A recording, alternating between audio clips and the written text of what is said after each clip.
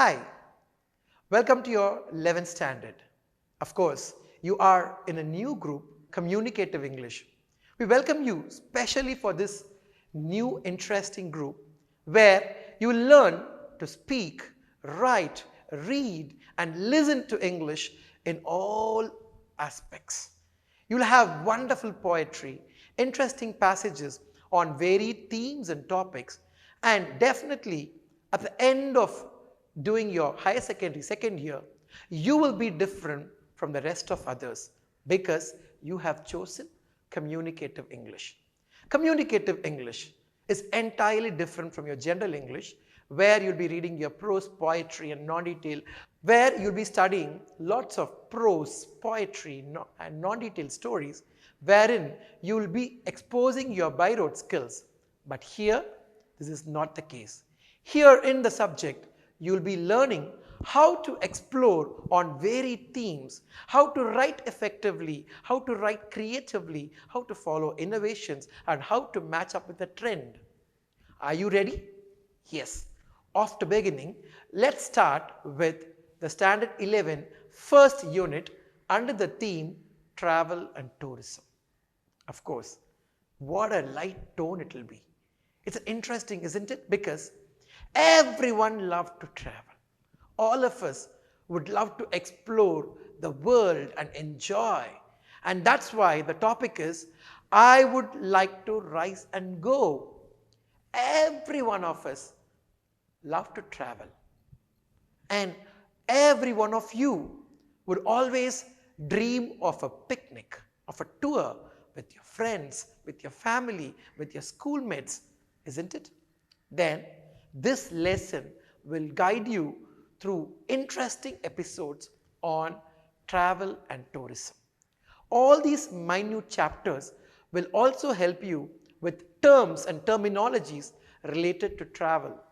And you'll also learn how to pack things, how to plan, how to work out a wonderful tour and read some interesting travelogues too. Shall we proceed with the first section? Look at this picture. What comes in your mind when you see this picture? India. Incredible India. What do you mean by incredible? Unbelievable. Yes, India is a country of varied culture, varied heritage, and we have different sorts of tourism throughout the nation. From Jammu Kashmir to Kanyakumari, from Gujarat to Calcutta, wherever you travel, we have wonderful places of sightseeing. Just look at this picture on the screen. Go through the picture for 1 minute. Take a note of all those important pictures that you find hidden in this entire picture. Yes, of course, you can find the Taj Mahal, you can find the Red Fort, you can find lots of instruments because some states are musically strong, some states are famous for its culture. And now, try to say which part of India would you love to travel first? Starting from South India. In South India, we are famous with Mahabalipuram, and in Kerala, likewise, you can just list out important tourist destinations from south to north. Warm up. In the beginning, you have an interesting warm up, wherein the questions are, why do we travel?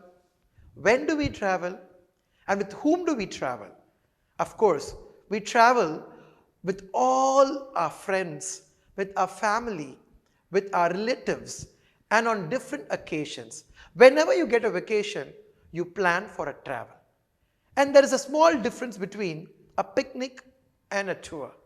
A picnic is a short one, wherein you plan for 3 or 4 hours of stay, wherein a tour, you plan it for 2 to any number of days.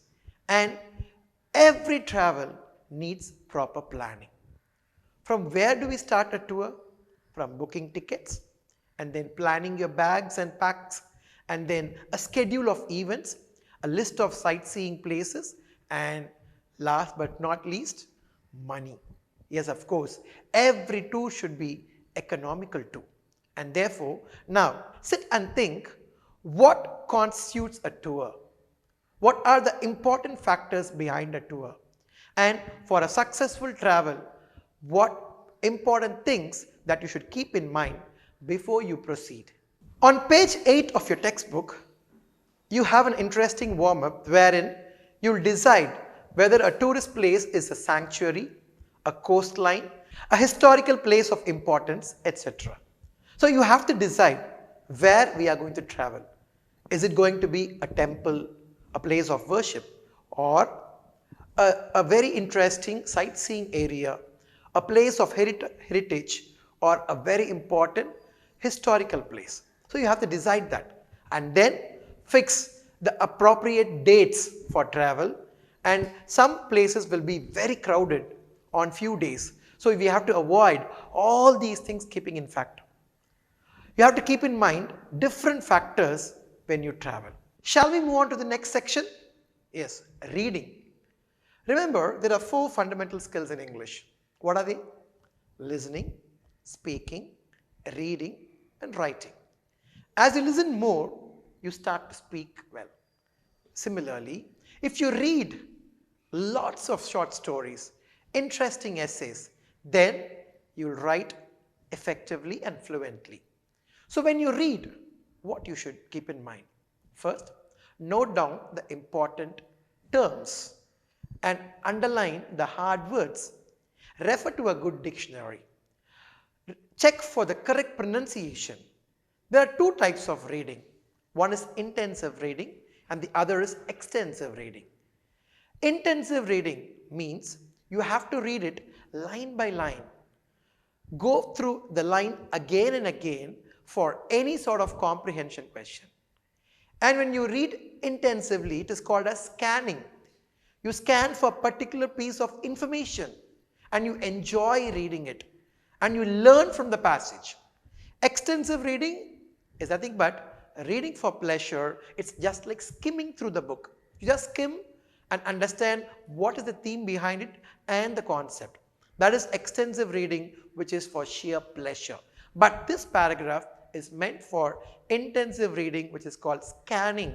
So you have to read each paragraph once or twice until you understand the concept and note down the important hard words.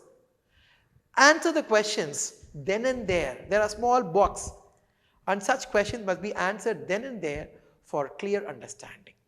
And this is just to enhance your comprehension skills. When you read a paragraph and answer the questions that follow, you comprehend it better only if you understand the entire vocabulary. So now, to begin, in the first unit, we have an interesting episode called the Chapter 4 of 3 Men in a Boat by Jerome K. Jerome. This is a little old book, but yet it is full of humorous episodes. My dear students, if you get a chance, if you go to a library or if you get a PDF version of 3 Men in a Boat, read the entire book. You will thoroughly enjoy it. But now, in this first chapter, we're just going to have the small episode called as Art of Packing, which is the chapter 4. What is art of packing? Who packs your materials when you go for a tour? If it is a 1-day tour or a 7-day camp or a 3-day workshop, what are the important things that you'll pack? Most of us nowadays pack our charger first, mobile phone, and all the amenities regarding your external appearances like your makeup kit, your comb, isn't it? But in those days, people were fond of books. They were fond of good snack items. So the preference will change from person to person. But you have to pack it perfectly. The art of packing is really wonderful because once you pack it perfectly, many things can be accommodated within a bag. And all the things should be packed properly. There are now techniques of folding your shirt, a good ironed shirt, and then you have to keep all your belongings in one suitcase, isn't it? So, here in this chapter, let's see how three friends pack their belongings for a short trip. It will be very interesting. Let's now start. Dear students, you have to read the entire text by yourself. But now I'll give you the gist of each paragraph so that you can relate this content with the entire text, and definitely you will understand the concept easily. Shall we? Packing is based on the theme that routine tasks are not as easy as they seem to be. The humorous account amuses the readers with the chaotic and confusing situations created by the clumsiness of three friends, all of whom consider packing to be a child's play. Is packing a child's play? We'll look into the lesson. The author and his friends decided to go on a holiday. The author thought he was an expert in packing. He told his friends, George and Harish, that he would do the packing. They at once agreed to his suggestion. George put on a pipe and sat in an easy chair. Harris put his legs on a table and lit a cigar. The author had not intended this. He was unhappy with himself for having offered to pack, for volunteering himself to pack. He had thought that Harris and George would pack and he would boss over them. When he worked and the people around him relaxed, he was greatly irritated. At the same time, he could not sit still and see others working. He enjoyed getting up and supervising their work. The narrator started packing. It seemed a longer job than he had thought it. It seemed a longer job than he had thought it was going to be. At last, he finished packing. But Harris told him that he had not packed the boots. He opened the bag and packed the boots in. Then when he was about to close it, when he was going to close it, an idea came to him. He was not sure whether he had packed his toothbrush. So he unpacked the bag and took everything out but could not find the toothbrush. Then he shook everything one by one. At last, he found his toothbrush inside a boot. He repacked once more. Now, George asked him if he had packed the soap. He decided not to do the packing again. But he found that he had packed his tobacco pouch in it. So he reopened the bag and repacked it. The trio was able to complete the packing at 10:05 p.m. After the expertise displayed by the narrator to pack the bag, George and Harris decided to pack the hampers themselves and show the narrator the real art of packing. However, they were equally clumsy and broke a cup at the very outset. They began breaking a cup. So then Harris packed the strawberry jam on top of a tomato, and the squashed tomato had to be picked out with a teaspoon. And as the narrator sat on the edge of the table and watched, they trod on the butter and smashed the pies by putting heavy things on them. Meanwhile, salt flew all over while they packed. After peeling the butter off George's slipper, they tried unsuccessfully to squeeze it into the kettle. They finally scraped it out and put it down on the chair. Harris sat on it and the butter stuck to him while both of them went about searching for it all over the room. George spotted it behind Harris' back and it was packed in the teapot. Montmorency, their pet dog, got in everyone's way and was sworn at. He came and sat down on things just when they were being packed, climbed into the jam, scattered the teaspoons, and crushed the lemons as though they were rats. Harris was so angry that he tried to hit him with the frying pan. Finally, by 12:50 at night, the packing was done.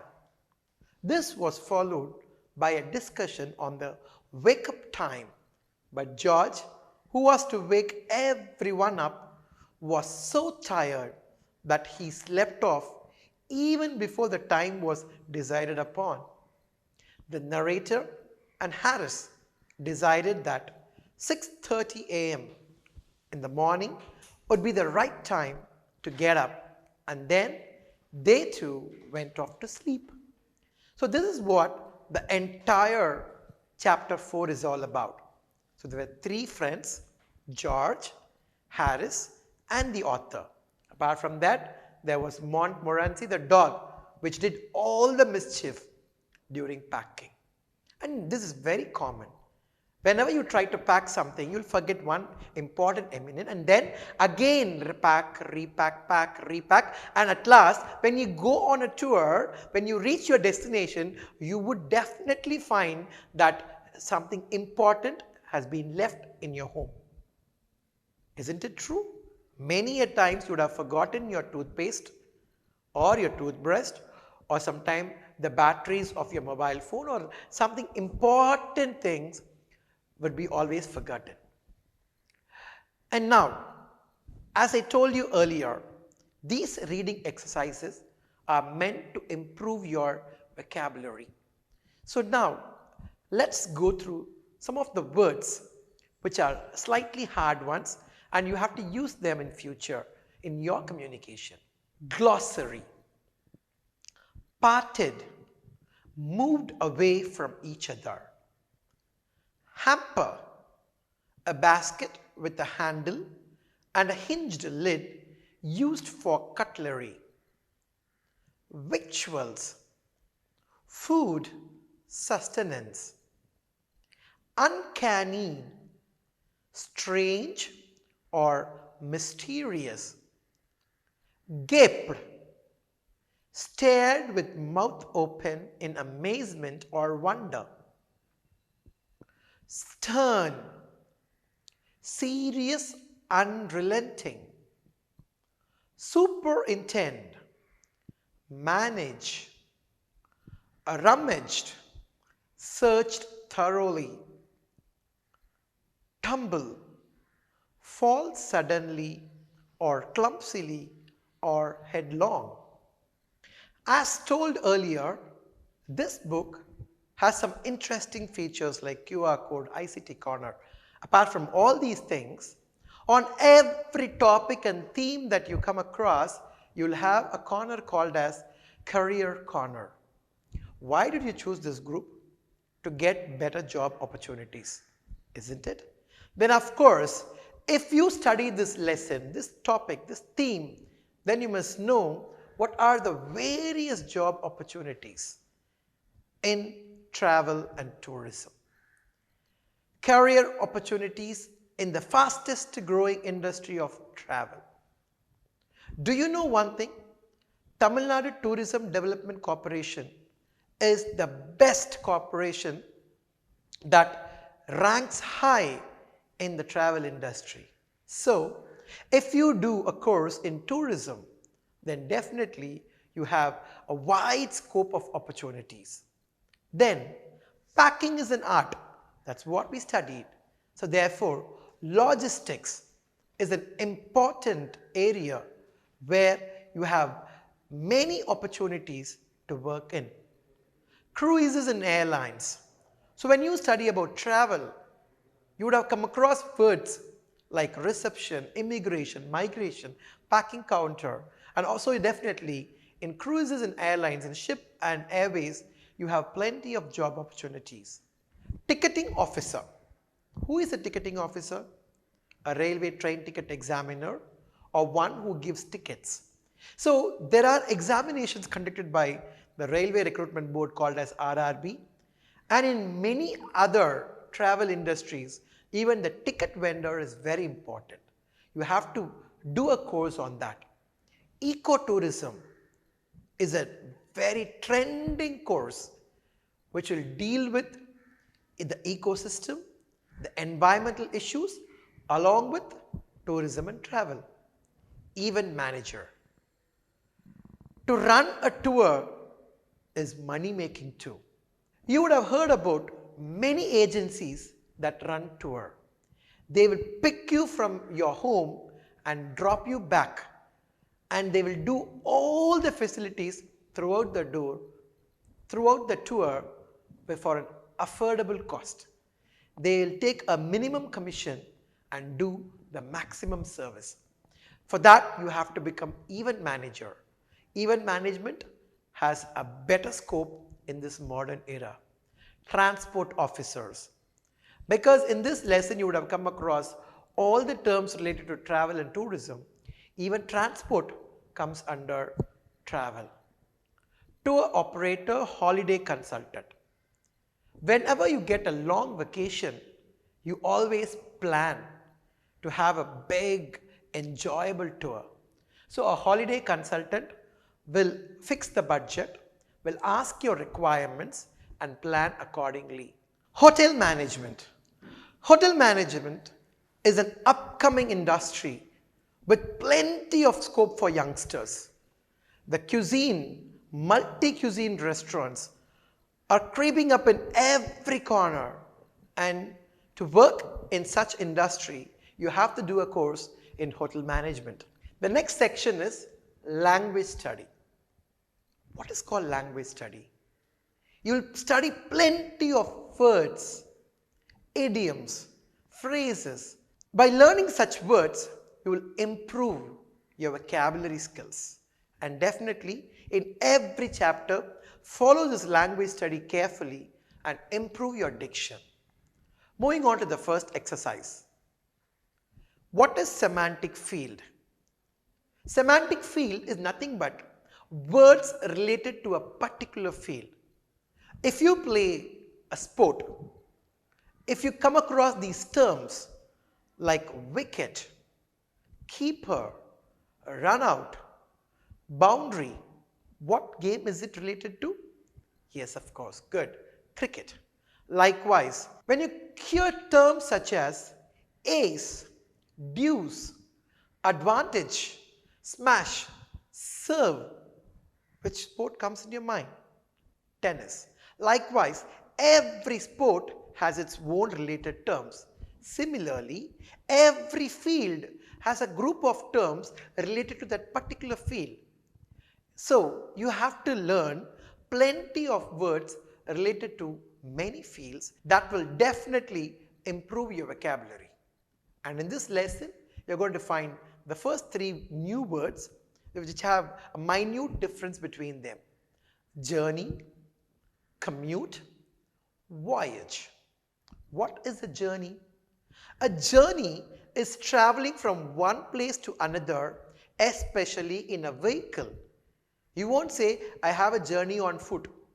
When you walk, it's not a journey.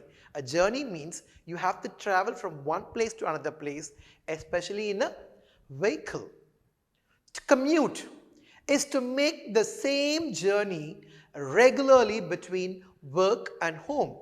Voyage. Voyage is a journey made by water or in space. We call as bon voyage. We say bye-bye. Voyage or voyage is any travel in the sea or in space or in air. So now did you get the difference between journey, commute, voyage? Now let's match from the column A to column B. I travel from Chengalpattu to Chennai every day. Is it a journey or commuting or voyage? Every day means it's a commuting. So we commute from Chengalpattu to Chennai because it's official. We went on a cruise to the islands. So what is called cruise? It's voyage. So voyage means the traveling into the islands through a sea mode. I love traveling long distances by train. So a train journey, when you travel by train, it's called as a journey.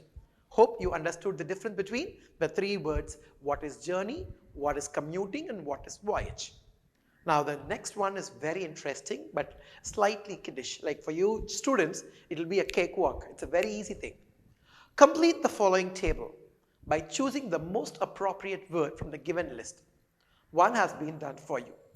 You would know the difference between fly, drive, sail, ride, and walk.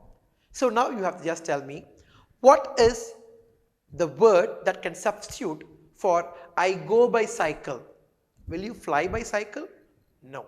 Will you drive a cycle? No. Will you sail through a cycle? No. Will you ride? Yes. I go by cycle means I ride. I go on foot. As they have suggested, one has been done for you. So I go on foot means I walk. The third one, I go by ship. By ship, ships sail. Boats and ships sail. So it means I sail. I go by a car. What do you do with a car? You drive it. So it means I drive. I go by plane. Plane is also called as flight. So I go by plane means I fly. So these are small differences between the words and its relative terms. Now the task for you, which you can carry out like an assessment. Whenever you look into a word, you have to find what is the exact meaning as it is used in the text. You have to refer to a dictionary and find out what it means. For example, the words pile, labor, comfort has different meaning in different usages. So you have to find what is the meaning of pile, labor, and comfort as it is used in this text, Art of Packing. Did you notice a few hyphenated words like pocket handkerchief, easy chair, etc.? You have to find similar words used in the story. Try to underline those words which are hyphenated. We saw an interesting warm-up, then a passage for reading, and we just saw language study. So with this, let's revise what did we study today. We had an interesting paragraph about three friends, George, Harris, and Jerome K. Jerome, and how they packed and what are the different circumstances that made their packing very difficult. And we came to know about the difference between voyage, travel, journey, commute, and different career and opportunities in the field of travel and tourism. All you have to do is revise, practice, and perform.